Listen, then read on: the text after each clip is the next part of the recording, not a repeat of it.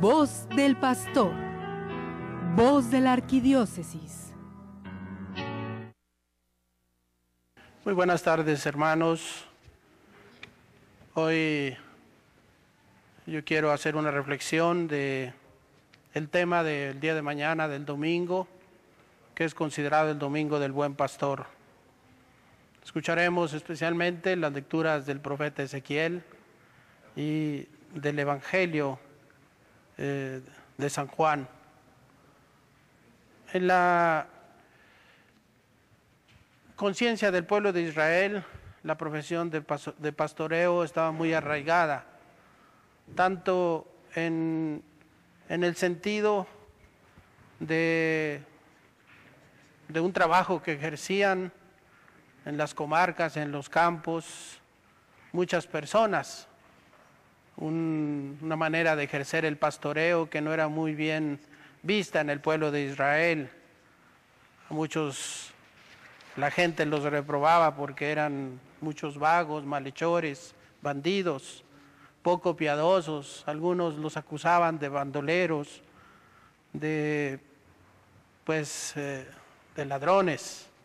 Pero también tenían en la conciencia un pastoreo en el sentido profesional, una imagen que se había formado en el pueblo de Israel acerca del pastor en términos religioso-político. Ellos sabían que Dios era el pastor de Israel, que los reyes eran los pastores que Dios había puesto para gobernar a su pueblo. Los sacerdotes también eran pastores espirituales y esperaban al final el Mesías, el pastor definitivo que llegaría para gobernar Israel. El pueblo pues tiene una conciencia muy arraigada de ser pastores. Ellos mismos decían que todo de judío es descendiente de pastor, de profesión de pastores. El mismo Faraón, cuando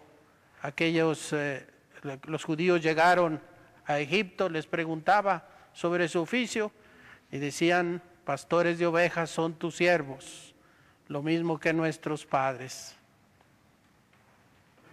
El pueblo pues así vivió, así fue gobernado por Moisés, un caudillo, pero también de origen pastor, de David, un rey, el gran rey de Israel. También fue primero pastor en sentido laboral, trabajó de pastor y después fue el gran rey de Israel, pastor de Israel. Jesús, asumiendo esta conciencia de Israel, asume su relación con Moisés y con David, afirmando que él es el profeta y el rey esperado.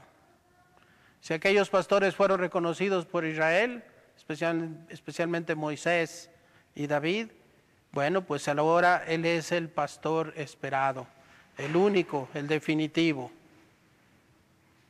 Hermanos, en Ezequiel encontramos un sentido, el verdadero sentido del discurso del buen pastor que ahora escuchamos en el Evangelio, que escucharemos mañana en el Evangelio de San Juan, una parte de este discurso del buen pastor. Y Ezequiel nos da pues las pautas para una verdadera interpretación.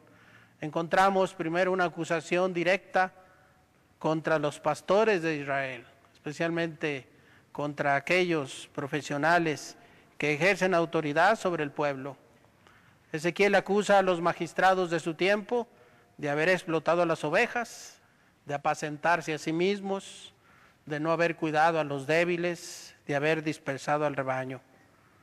El buen pastor, ahora del que Jesús nos habla, da su vida por las ovejas. Él no es un asalariado, no recibe una paga por prestar un servicio. El buen pastor ama y su amor es el único salario.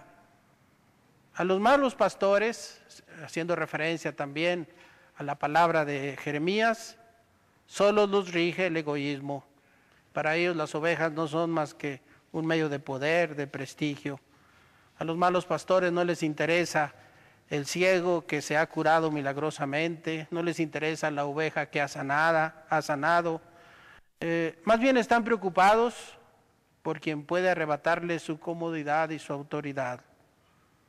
Las palabras de Jesús no solo acusan, sino también son profecía de destrucción de esa autoridad, de los malos pastores, de los magistrados del pueblo. Leemos en el profeta, así dice el Señor Yahvé, aquí estoy yo contra los pastores, reclamaré mi rebaño de sus manos y les quitaré de apacentar mi rebaño. Aquí estoy yo mismo cuidaré mi rebaño. Es el mismo Dios quien viene a cuidar la autoridad, a quitar primero la autoridad de los malos pastores y a cuidar de su rebaño. Se hace cargo en primera persona de su rebaño. El discurso del buen pastor es el Señor declarándose como pastor y haciendo caduca la función de los magistrados, ejerciendo la justicia que anunciaba Ezequiel, aquella que llegaría con el pastor perfecto. El buen pastor no ejerce su profesión y su misión de una manera profesional, sino lo hace vocacionalmente. Los malos pastores son asalariados, miran la misión como una carga impositiva y buscan el provecho personal. El buen pastor asume su vocación y da la vida. Gasta su tiempo, pierde su tiempo con las ovejas, especialmente con las últimas. Y la prueba máxima del pastoreo es dar la vida. El falso pastor es reconocido cuando hay que dar la vida, cuando hay que enfrentar el lobo. En esas circunstancias el falso pastor huye, el buen pastor se queda y se entrega por el rebaño. Pero Jesús llega a decir también, hay otras ovejas que no son de este redil, las que no fueron las ovejas del pueblo de Dios, pero también vendrán a confortar y a conformar el rebaño del buen pastor. Son especialmente los gentiles, en tiempos de Jesús los griegos. La figura del buen pastor que hoy vemos en la palabra de Dios se abre al universalismo. De ser una imagen simbólica en Israel, se expande también a los que no son judíos, a los gentiles, con la intención de formar un solo rebaño, sin ovejas mayores ni menores, sin ovejas flacas o gordas. El rebaño del buen pastor no tiene límites, no es propiedad privada de nadie, es un pastoreo universal. Su amor, un amor universal que da la vida por la humanidad. El buen pastor no quiere ovejas dispersas, sino ovejas en comunión. Y viene a establecer la nueva alianza sellada con la sangre, especialmente con la sangre del Hijo de Dios. Y viene a establecer un nuevo reino de Dios. Hoy, hermanos, siempre ha habido malos pastores. Siempre han existido y existen entre nosotros malos pastores. Pero no solo en el ministerio sacerdotal hay malos pastores.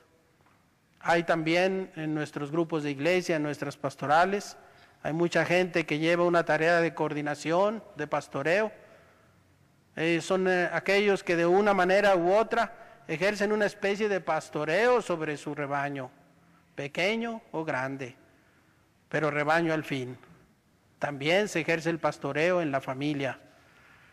El ministerio tiene un desafío, el ministerio que el Señor nos encomienda especialmente a los presbíteros, a los obispos y a todos los que ejercen una misión en la iglesia, tiene el desafío del pastoreo.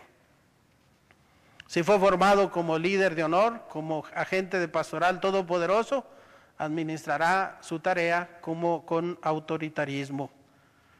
Si fue formado como misionero del servicio, lo mejor que habrá de hacer es dar la vida por ese rebaño que se le ha confiado. Esta es la cumbre de la misión. Es el martirio. Dar la vida es entregar lo que se tiene, es aceptar las demandas, los tiempos, las dificultades, los rechazos. Un misionero que no ha sido formado para dar la vida es un misionero que no podrá pastorear al estilo de Jesús. Uno de los grandes riesgos del pastoreo es el de tomarlo como un trabajo con sueldo, un modo de sobrevivir, de satisfacer las necesidades personales y de hacer carrera.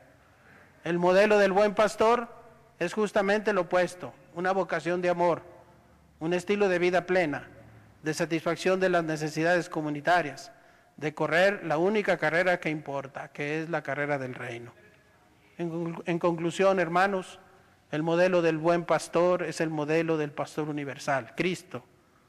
En la periferia, en lo marginal, como ahora nos invita el Papa Francisco, están las ovejas, las que no son exactamente del redil, las que están fuera del redil, pero que están llamadas a ser también parte de nuestro rebaño. La pastoral no será pastoral si en tanto no se desentienda de esas ovejas. A veces nos conformamos solo con los que van a misa, con los que están en los grupos, esos ya están dentro, están en el redil. Necesitamos salir a las que no están dentro del redil. La pastoral del buen pastor es de búsqueda, de inclusión, de comunión. Un verdadero pastor es el primero que sale a buscar las ovejas dispersas, no para aumentar el redil o incrementar las ganancias, sino para proteger y cuidar la oveja, para sanarla, para darle acogida, para ayudarle a descubrirse hermana de las demás y objeto de predilección del buen pastor.